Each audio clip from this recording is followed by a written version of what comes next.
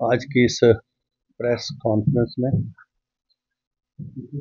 और आज की ये प्रेस वार्ता रिलेटेड टू जो अभी इंटरनेशनल कॉन्फ्रेंस जो सिडनी में हुई और उसके बाद 3 और देशों का जो दौरा विधानसभाओं के द्वारा अध्यक्षों के द्वारा हुआ, उस सिलसिले में भी है।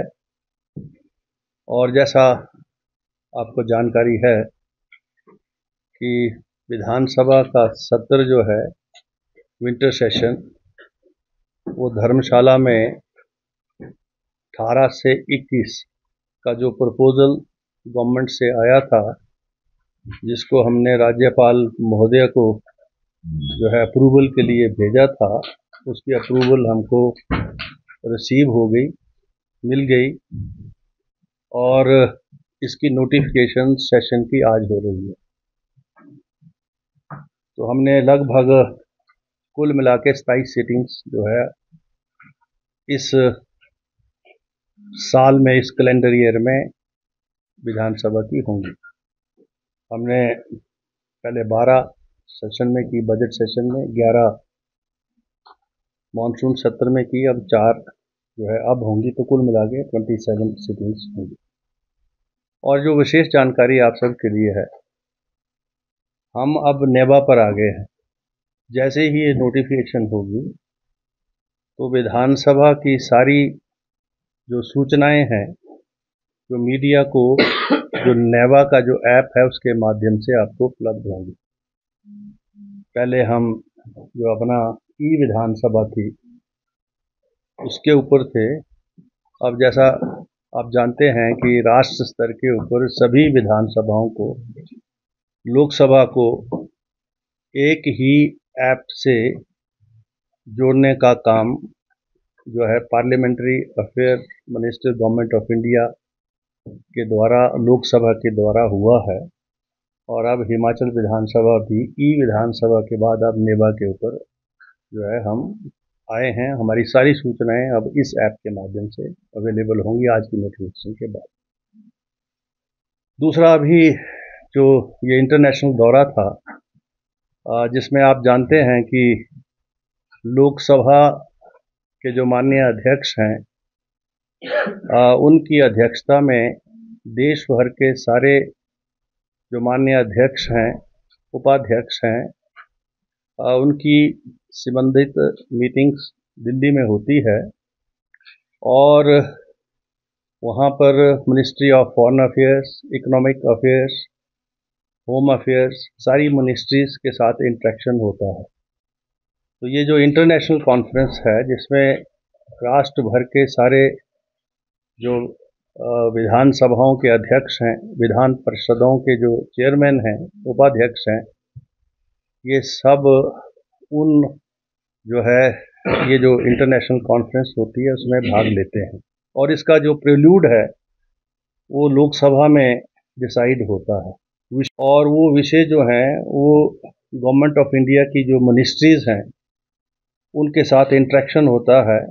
और उस इंटरेक्शंस में जो विषय हैं, उस विषय को जो है किस प्रकार से अंतर्राष्ट्रीय मंच के ऊपर रखना है, इस बारे में पूरी तरह से चर्चा होती है। तो जो विषय हमको दिए गए थे, वो विषय जो है मैंने यहाँ से 3 विषयों के ऊपर अपने विचारों को प्रकट करने की सहमति जो है यहाँ से मैंने प्रकट की थी। लेकिन लोकसभा ये डिसाइड करती है कि किस विषय के ऊपर कौन अध्यक्ष जो है वहाँ इंटरवीन करेगा। तो मैंने तो 3-4 विषयों के ऊपर दिया था, तो उन्होंने एक विषय के ऊपर, और कुल मिला के 7 या 8 अध्यक्ष जो हैं उन विषयों के ऊपर इंटरवीन करने के लिए ये लोकसभा जो है उसका चयन करती है।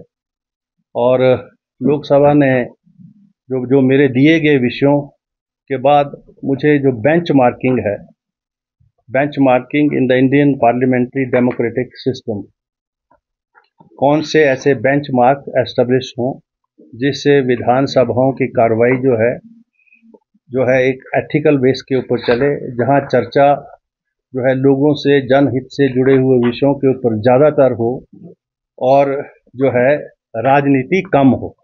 तो उस विषय के ऊपर मैंने अपना जो है वहाँ इंटरवेंशन दिया था और उसको सराहा भी गया इंटरनेशनल लेवल के ऊपर। और जो क्वेरीज मैंने रेज की थी, उस क्वेरीज को पैनल भी was not in a position to explain, because what I wanted to know is कि बेंचमार्क्स तो हमने एस्टेब्लिश किया, जैसे एंटी डिफेक्शन लॉ के डिसीजन जो है that is a benchmark established by the Himachal Pradesh Vidhan Sabha under the anti defection law and which was upheld by the High Court, by the Supreme Court also.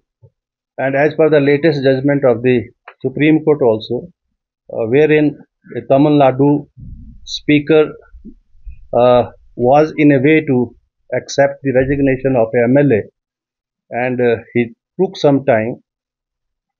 The other party went to the High Court. High Court gave a direction. Vidhan Sabha went to the Supreme Court, and Supreme Court again said, we cannot give a direction to the speaker, it is his domain to decide. However, we request him to decide it in a reasonable manner. So there in this Vidhan Sabha that was also discussed, and various other benchmarks established by the various countries that was also discussed. तो सबसे अच्छा जो मुझे लगा discussion में, क्योंकि judiciary भी part of the Indian democratic system है और एनी डेमोक्रेटिक सिस्टम है, और वहाँ पर जो चर्चा आई तो लैटिमार प्रिंसिपल है जो सुप्रीम कोर्ट ने जिसको ले डाउन किया है, उसमें सुप्रीम कोर्ट के चीफ जस्टिस, हाई कोर्ट के चीफ जस्टिस, जजेस, एग्जीक्यूटिव के टॉप ऑफिशियल्स, लेजिस्लेचर हेड इकट्ठे बैठकर जो है जो देश से जुड़े हुए मसले हैं, प्रदेश से जुड़े हुए मसले हैं, उनके ऊपर आम सहमति जो है पैदा करें, क्योंकि व्यूज डाइवर्जेंट नहीं होने चाहिए, व्यूज सपोर्टिव होने चाहिए। एक दूसरे के ऊपर हम रेगुलेटर का काम ना कर कर in the interest of the democratic system we should all work together for the strengthening of a democratic system. This was discussed there. जो कुछ एक कंट्रीज हैं जिन्होंने इसको मेथड को अडॉप्ट किया, जो मुझे लगा कि ये बहुत बढ़िया है और इसके ऊपर हमको भी आगे काम करने की ज़रूरत है। बेंचमार्किंग, हमारे पास सारे रूल्स हैं, रेगुलेशंस हैं, और प्रिविलेज कमेटी है, कंटेम्प्ट ऑफ द विधानसभा है, ऐसे सारे विषय हैं हमारे पास। Already we are equipped with the rules. लेकिन सवाल है, जब कोई भी माननीय सदस्य विधानसभा के अंदर आता है और उसके माइंड के अंदर क्या है, ये तो जब वो वहाँ अपने आप को एक्सप्रेस करता है तभी पता लगता है उनके माइंड के अंदर क्या है।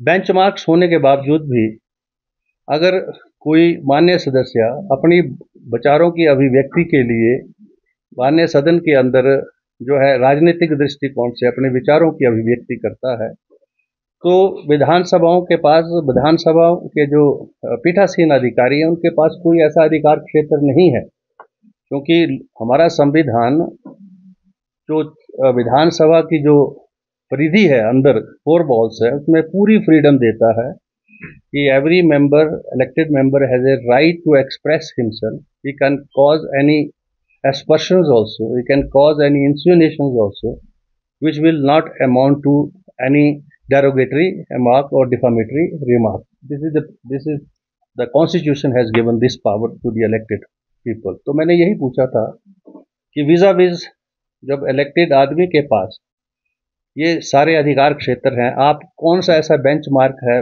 जो विधानसभाओं के जो पीठासीन अधिकारी हैं जो एस्टेब्लिश करें, जिससे उस मान्य सदस्यों को विचारों की उस अभिव्यक्ति में रोकने का प्रयास किया जाए। वैसे तो है स्पीकर के पास अधिकार, जो पार्ट डेलिब्रेशन का हिस्सा नहीं होगा उसको कार्रवाई से हम निकाल देते हैं, और जो तथ्यों पर आधारित नहीं होता उसको भी हम कार्रवाई से निकाल देते हैं, लेकिन हम किसी को रोक नहीं सकते। And this view of mine was जो है almost admitted by the panel also, यहाँ ऐसा तो है। तो इसके लिए जो है जब तक डेमोक्रेटिक सिस्टम के अंदर इलेक्टेड रिप्रेजेंटेटिव की ग्रोथ, मैच्योरिटी, डेप्थ लेवल उस लेवल पर नहीं आएगी, तब तक जो है ऐसे बेंचमार्क एस्टेब्लिश करना जो है लोकतंत्र परितंत्र में मुश्किल काम है। अब हमारा जो डेमोक्रेटिक सिस्टम है ग्रोइंग स्टेज के ऊपर है। We are a developing country, we are not a developed country. और जो हमने देखा वहां जाकर जो दूसरे देशों में, क्योंकि वहां तो रिप्रेजेंट एज ए इंडिया किया गया और पार्लियामेंट की तरफ से जो डेलीगेशन के रूप में अधिकृत किया गया उस रूप में वहां विचारों की अभिव्यक्ति की गई।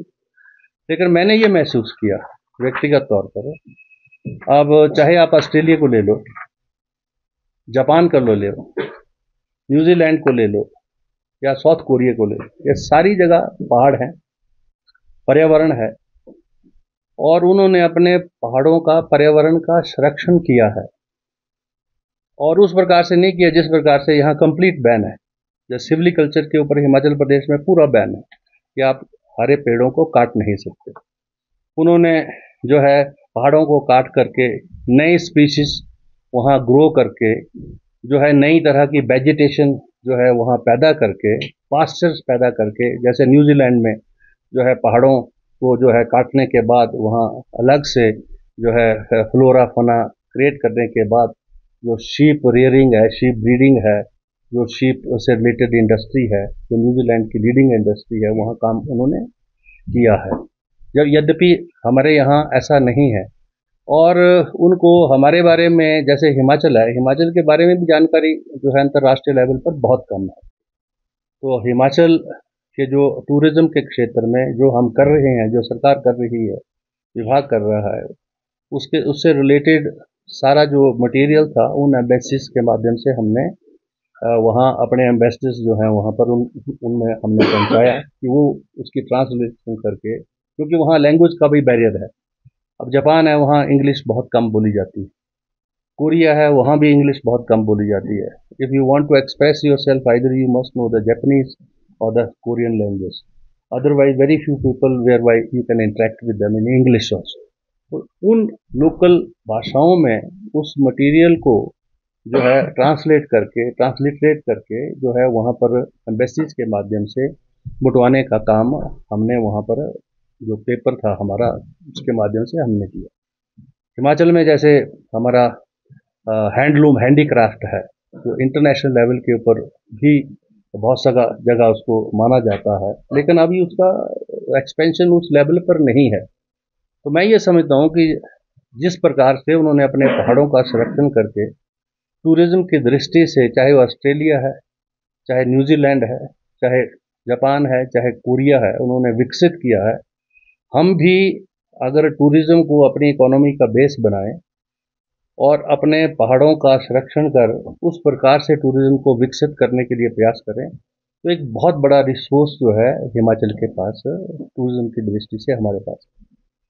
न्यूजीलैंड में कोई और दूसरी इंडस्ट्री नहीं है, बेस्ड सारी एग्रीकल्चर बेस्ड है, ऑर्गेनिक वेस्ट है, वो फल पैदा कर रहे हैं या ज़्यादा से ज़्यादा जो शीप की फार्मिंग कर रहे हैं या आप डेयरी इंडस्ट्री में काम कर रहे हैं। एरिया हमारे से बहुत ज़्यादा है उनका। तो हमको हिमाचल प्रदेश को विज़ा विज़ जो है उस लेवल के ऊपर उन कंट्रीज़ के साथ हमारे जो यहाँ पर रिसोर्स है उसको डिस्कस करने की ज़रूरत है। वहाँ से बहुत सारी कंपनीज जो हैं they want to contribute for the development of tourism industry in Himachal Pradesh also. So we have to invite all those companies, multinationals, so that we can excel in the tourism and we can make a boon to the state of Himachal Pradesh. तो ये सारा वहाँ पर हुआ। बाकी वहाँ का जो सिस्टम है, पॉलिटिकल सिस्टम है, उसको भी जानने की कोशिश की। मैं ये महसूस करता हूँ कि हमारे से उनका पॉलिटिकल सिस्टम ज़्यादा मैच्योर है, टू पार्टी सिस्टम है, मल्टी पार्टी नहीं है और नेशनलिज्म ज़्यादा है। एक छोटे से छोटा आदमी भी राष्ट्र की बात करता है, राष्ट्र के लिए अपना जो योगदान है उसकी बात करता है। तो ये सारी चीज़ें हमको देखने को मिली और इश्यूज वहाँ भी हैं, ट्राइबल के इश्यूज हैं। जैसे न्यूजीलैंड में मॉरीज हैं, वो क्लेम करते हैं we are the indigenous people of the New Zealand, कि न्यूजीलैंड में सबसे पहले हम आए। वो उनकी जो थ्योरी है और उनके जो राइट्स है उसकी भी एजिटेशन वो वहाँ पर न्यूजीलैंड में हो रहे हैं कि हमको रिजर्वेशन चाहिए, हमको हमारा जो हिस्सा है गवर्नमेंट मेकिंग में वो ज़्यादा चाहिए, तो मतलब वो इस प्रकार की व्यवस्थाएं जो देश में भी हैं, हमारे देश में भी हैं, वहाँ भी हैं, लेकिन वहाँ पीसफुल प्रोटेस्ट होती है, नेशनल प्रॉपर्टी को डैमेज नहीं किया जाता है। और यहाँ वेयर एज हमारी प्रोटेस्ट और उन प्रोटेस्ट में थोड़ा सा अंतर है। तो ये बहुत अच्छा लगा, तो ये हमारा दौरा रहा और बहुत कुछ जानने का, सीखने का मौका मिला।